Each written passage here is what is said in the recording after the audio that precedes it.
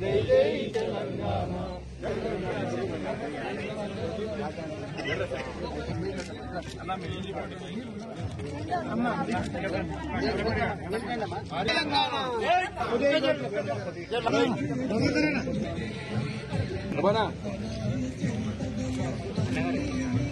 ఇక్కడ జై తెలంగాణ. జోహార్ తెలంగాణ మన వీరులకు. జోహార్ తెలంగాణ మన వీరులకు. స్వామి సందర్భం వస్తాం.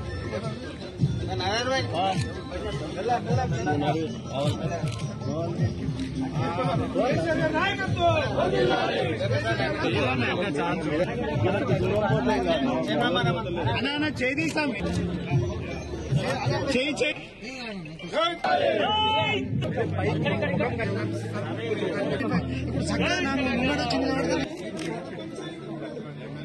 ప్రెసిడెంట్ కేంద్ర మంత్రివర్యులు హరీష్ రావు గారి సూచనల మేరకి ఇవాళ మనం ఈ పార్టీ కార్యక్రమాన్ని నిర్వహించుకుంటా ఉన్నాం. ఈ సమావేశానికి మరి పెద్దలు చింతా ప్రభాకర్ గారు, క్రాంతి గారు, రెడ్డి గారు, అట్లాగే ఎందుకంటే కార్యక్రమం లేనటువంటి అనేక మంది అమరవీరులకు ఇలా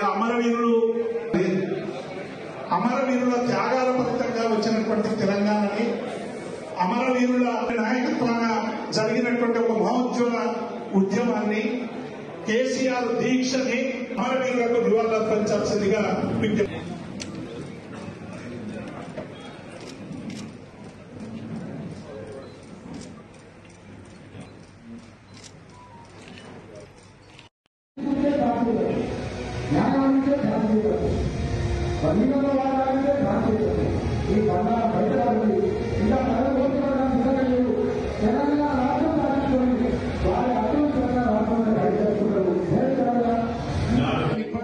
మీరందరూ కూడా ఉమ్మడి మెదక్ జిల్లా నాయకులను పాల్గొనడం జరిగింది.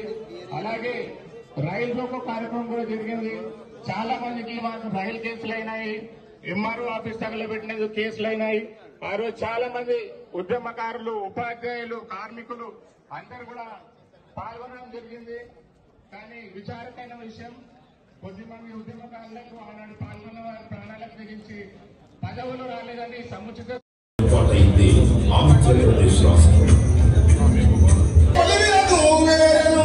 జరుపుకుంటున్నామంటే మరి రాబోయే తరాలకి, ముందు తరాలకి ఈ తెలంగాణ ఏ రకంగా సాధించుకున్నాం, ఎన్ని అవమానాలు పడ్డాం, ఎన్ని ఇబ్బందులు ఎదుర్కొన్నాం, మరి ఎన్నో రాష్ట్రాలు, జాతీయ రహదారుల దిగ్బంధాలు,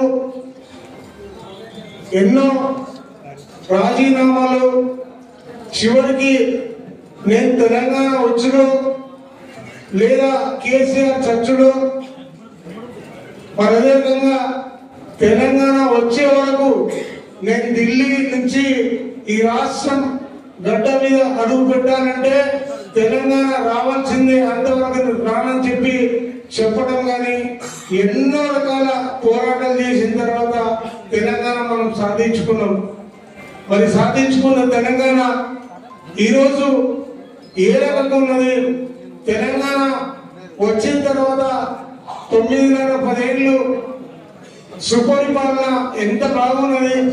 ఈ రాష్ట్రమే కాకుండా మరి దేశం మొత్తం గర్వపడేటట్టుగా, ప్రపంచ దేశాలు మెచ్చుకునేటట్టుగా ఈ రాష్ట్రంలో ఉన్న రైతాంగం కానీ అన్ని వర్గాలు చాలా సంతోషంగా ఉండే. మరి నా తెలంగాణ కోటి రత్నాల మీద అని పెద్దలు ఏదైతే చెప్తున్నారో మరి ఆ రకంగానే తెలంగాణ అన్ని రంగాల్లో బాగుపడేటట్టుగా మనం చేసుకున్నాం. మరి ఈ తెలంగాణ రాకముందు 69 ఉద్యమంలో మరి మన జిల్లా సంగారెడ్డి కాన్స్టిట్యుయెన్సీ, మరి నా సదాశివపేటలో కూడా 69 ఉద్యమంలో సారా కృష్ణ, భీమన్పల్లి శంకర్ ఇద్దరు కూడా పోలీస్ కానుకల్లో మరి అసలు వాసిన సంగతి మనందరికీ తెలుసు.